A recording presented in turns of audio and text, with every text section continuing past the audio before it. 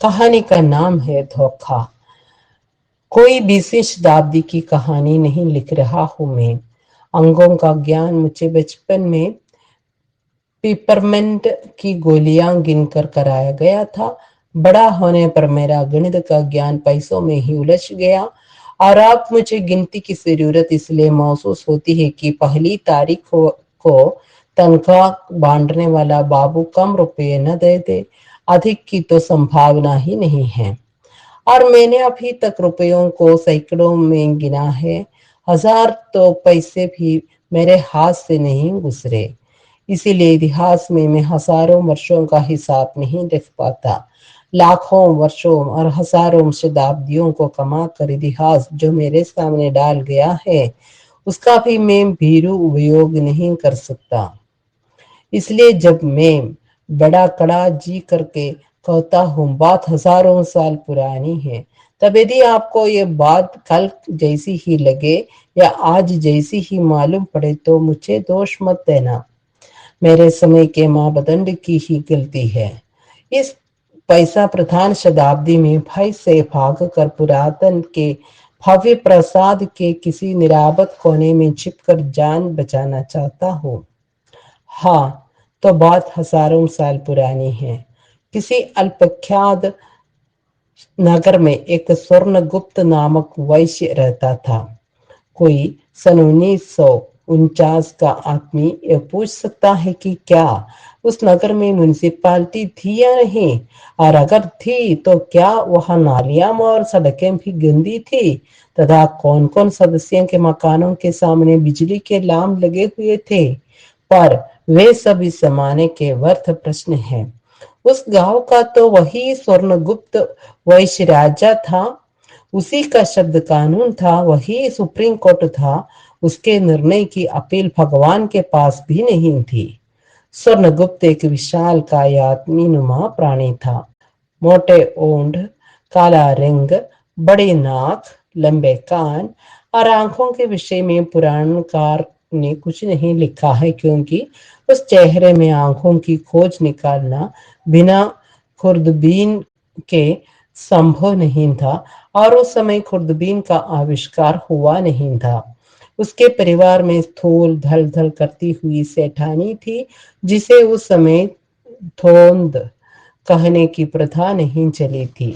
और उस घर में सेठानी के 4-5 बच्चे थे जो स्वर्णगुप्त के ही पुत्र पुत्री कहलाते थे। नगर के शेष लोग अत्यंत दीन, गरीब, निरीह थे। ये लोग अनाज उत्पन्न करके स्वर्णगुप्त के पास ले जाते और वह सब अनाज लेकर उन्हें खाने के लिए सड़ा हुआ मिट्टी मिला दाना दे देता। वे गायों का दूध लगाकर घी बनाकर उसको दे आते और वह उन्हें खाने के लिए मढ़ा देता। वे सुंदर वस्त्र बुनकर उसे देते और वह उन्हें फटे चिथड़े पहनने को देता। उस नगर का नियम ही ऐसा था। ये सब गरीब, भूखे, नंगे लोग ठंड में कांपते थे, वर्षा में भीगते रहते थे, ग्रीष्म में धूप से जलते थे और स्वर्णगुप्त वहां महल में आराम से रहता था। एक नौकर स्वादिष्ट पकवान उसके मुंह में रख देता था और वह उसे निगल जाता था। एक दिन की बात है, दूर देश से एक यात्री आकर उस गांव में ठहरा।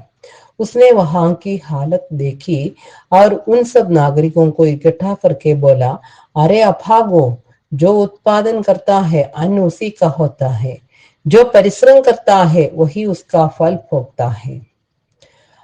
सब अनाज तुम्हारा है, सब दूध घी तुम सच्चे मालिक हो। तुम्हारे बनाए वस्त्र तुम्हारे शरीर को ढांकने के लिए हैं।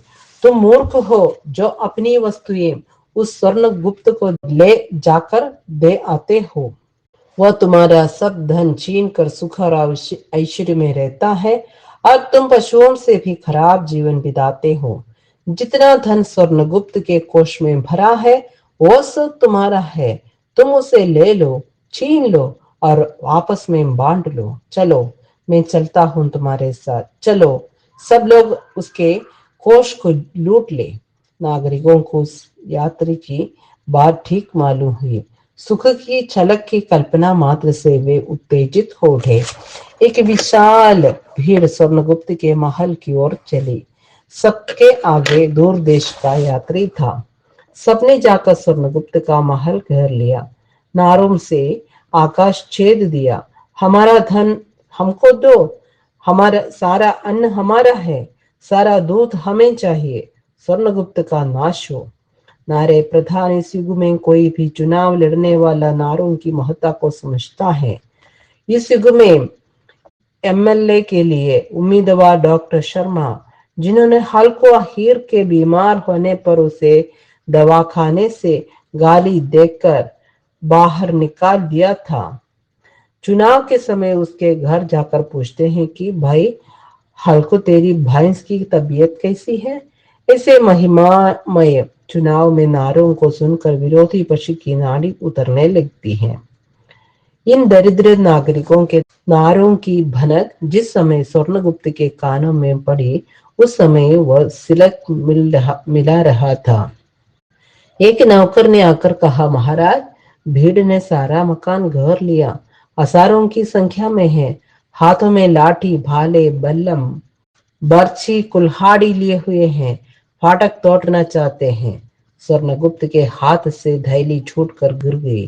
कुछ लोग एक पूछ सकते हैं कि वह वैश्य भय के मारे रजाई में मुंह ढांक कर क्यों नहीं छिप गया, और क्या वह किसी खाट के नीचे भी नहीं छिपा, अथवा सिठानी से मैं क्या डरता हूं कहकर उसी के पीछे तो छिपा ही होगा।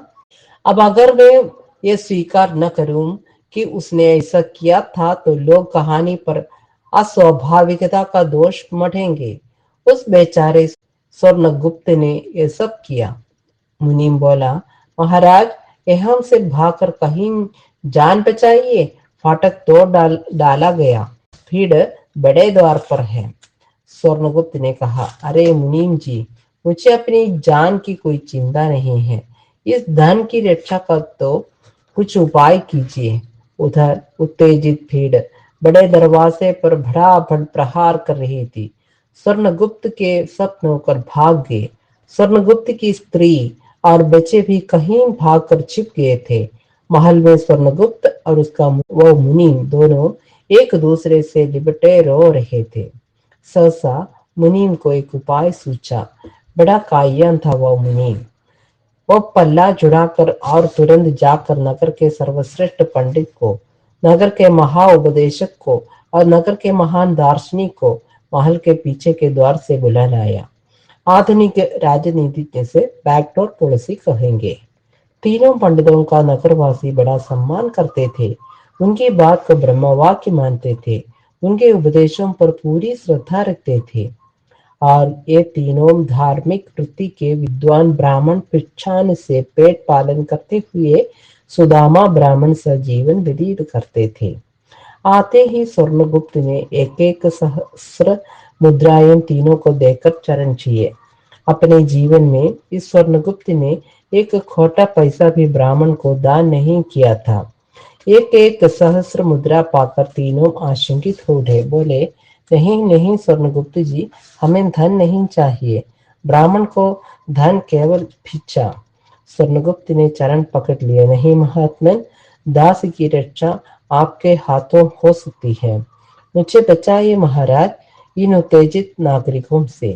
ये मेरी बोटी बोटी काट डालेंगे, सारा धन लूट लेंगे, सब कोष आप लोगों का है, आप लोगों को भिक्षा मांगने की आवश्यकता जीवन भर नहीं पड़ेगी। तीनों उपदेशक पंडित कंचन की चमक से मुग्ध हो गए थे। जीवन भर रूखा सूखा खाकर काटने वाले इन ब्राह्मणों ने जब एक विशाल अट्टालिका के सुसज्जित कक्ष में अपने आप को बिठाने की कल्पना की और 56 प्रकार के भोजन के रस की कल्पना जब उनकी रचना ने की, तो वे विचलित हो गए, वैश्य पर न्यौछावर हो गए। परंतु हम एक कैसे कर सकते हैं, उत्तेजित भीड़ हमें भी मार डालेगी। उस मुनि ने तीनों को एकांत में बुलाकर कान में कुछ कहा और बोला, एक कौन बड़ी बात है। और तब मुनि उन तीनों को लेकर छज्जे के ऊपर पहुंचा, जहां से भीड़ दिखती थी। वह उच्च स्वर से चिल्लाए, नागरिकों, नगर के पंडित, प्रवर, पोंगानंद जी और महान दार्शनिक आकाशदर्शी जी और महान उपदेशक सुग्गानंद जी, तुम लोगों से कुछ कहना चाहते हैं। भीड़ ने ऊपर देखा, तीनों पंडित खड़े थे। पंडित पोंगानंद ने एक कदम बढ़ाकर कहा, सब चिरंजीव हो, जो है सो एक क्या कर रहे हो। शास्त्रों में लिखा है, यथात्रा निज फाल पट लिखिदम श्लोकम महद्धाधनम तत्प्राप्तोति मरुस्थलेपि मेरौननौनाधिक। जो है सो हर एक को अपने भाग का मिलता है। जो भाग्य की रेख को मिटाना चाहता है वो महान पापी है। वह घोर रौरव नरक में जाएगा, जहां गर्म शलाकों से उसका मांस नोचा जाएगा। और जो है सो गरीबी तो वरदान है, वरदान। अरे भगवान का निवास तो गरीबों के हृदयों में ही रहता है। और तुम धन्य हो जो भगवान के इतने प्यारे हो। लाओ तुम्हारे चरणों की रजत मस्तक पर धर ले। भगवान के नाम ही दीनबंधु दीनानाथ है। तुम मनुष्य नहीं हो, देवता हो। तुम्हारे दर्शन से आज ये अभागा स्वर्णगुप्त भी कृतार्थ हो गया।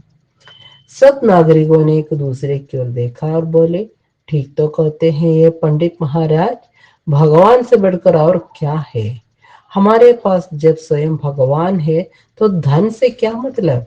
वो यात्री जोर से बोला, अभागो, वो पंडित धूर्त है, तुम्हें मूर्ख बना रहा है। बढ़ो आगे, तोड़ दो इस फाटक को। भीड़ ने कहा, ठहरो, अभी आकाशदर्शी जी की बातें तो सुनने दो। पंडित आकाशदर्शी बोले, नागरिकों, ये जगत ही मिथ्या है, पानी का बुलबुला है।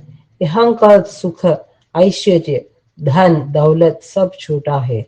अरे ये माया जो आत्मा के को बंधन में जकड़े रहती है, इस माया को त्यागो और परमात्मा को पा जाओगे। सारे जीवन की कमाई को तुम आज लोभवश खोने आए हो।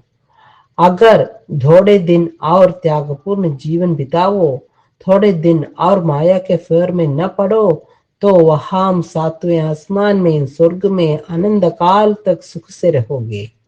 इस नाशवान संसार के सुख का क्या ठिकाना। इसी समय उपदेशक सुग्गानंद जी बोले, भाइयों, धन हमेशा आदमी को बुरे मार्ग पर ले जाता है। यह अभागा स्वर्णगुप्त तो नरक का कीड़ा है। और तुम हीरे हो, हीरे कैसे चमक रहे हो। धन से शराब, जुआ, व्यभिचार, अत्याचार ही तो होता है जो नरक ले जाते हैं। और तुम सब मानो देवता हो। क्या कहना है गरीबों का। अरे गरीब तो साक्षात भगवान का स्वरूप है। इससे संतोष ही परम सुख है। तुम पुकारो और भगवान हाथ जोड़े खड़े हैं। लाओ तुम्हारे चरणों की धूल शीश पर धारण कर ले।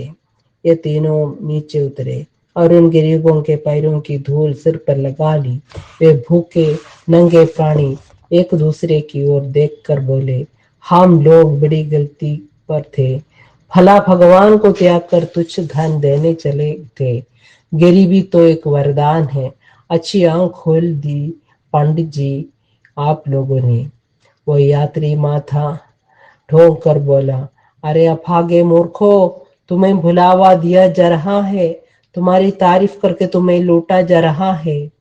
पर भीड़ ने उसे कहा, तुमने हमें धोखा दिया, बहकाया। जाओ इस समय इस नगर से निकल जाओ। वो यात्री बेचारा उन अभागों के नगर से चला गया। इधर उन नंगे भूखे लोगों ने सुअर की सुरंगों जैसे अपने घरों की ओर पैर बैठाए। जो ही उन्होंने पीठ फेरी, त्यों ही स्वर्णगुप्त ने पोंका पंडित के हाथ पर हाथ मारकर कहा, वाह गुरु, धर्म और संस्कृति की असली ताकत तुम जानते हो। वे तीनों पंडित और वह स्वर्णगुप्त तथा वह मुनि सब एक साथ ताली बजाकर अट्टहास कर उठे। ऐसा कहा जाता है कि स्वर्णगुप्त ने कई छापाखाने खुलवा कर इन तीनों पंडितों से ग्रंथ लिखवा कर छापे, जिनमें गरीबी को वरदान बदलाया गया था। ये ग्रंथ उसने नागरिकों को बिना मूल्य बांटे और उपदेशक से कहलवाया कि उनकी पूजा करो, पाठ करो। दूसरे दिन से पोंका पंडित मुंह में पान चरते हुए कान में इत्र का फूहा खोस कर घूमते नजर आने लगे। आकाशदर्शी जी की हड्डियों पर मांस की परत जमने लगी थी। उपदेशक सुगानंद जी स्वर्णगुप्त के रथ में बैठ कर घूमते थे, रेशमी वस्त्र पहनते थे। तीनों पंडितानियां सोने से लदी थी। अब कहानी बंद ही करनी चाहिए, क्योंकि बगल के मकान से करोड़पति नर्तकी सेवी, वारुणी सेवी फिल्म के किसी माली के किसी चित्र के गाने का रिकॉर्ड बज रहा है। क्या जाने अमीरों अमीरी जो गरीबी का मजा है।